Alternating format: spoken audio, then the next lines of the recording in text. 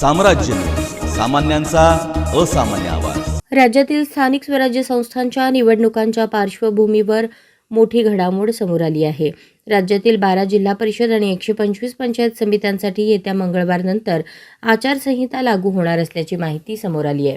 त्यामुळे संबंधित जिल्ह्यांमध्ये राजकीय हालचालींना मोठा वेग येण्याची शक्यता आहे। आचारसंहिता लागू होणाऱ्या जिल्हा परिषदांमध्ये सोलापूर, लातूर, छत्रपती संभाजीनगर, परभणी, धाराशिव, कोल्हापूर, पुणे, सातारा, सांगली, रायगड, रत्नागिरी, सिंधुदुर्ग या जिल्ह्यांचा समावेश आहे। या जिल्ह्यातील एकूण 125 पंचायत समित्यांसाठी ही आचारसंहिता लागू होणार असून निवडणूक प्रक्रियेची अधिकृत सुरुवात झाल्याचे संकेत मिळत आहेत। आचारसंहिता लागू झाल्यानंतर संबंधित जिल्ह्यांमध्ये नवीन शासकीय निर्णय, उद्घाटन कार्यक्रम, निधी मंजुरी तसेच प्रचारात्मक जाहिरातींवर निर्बंध येणार आहेत। दरम्यान आचारसंहिता लागू होण्यापूर्वी सर्वच राजकीय पक्षांनी तयारीला वेग दिला असून उमेदवारांची चाचपणी, बैठका आणि संघटनात्मक हालचाली वाढल्या आहेत।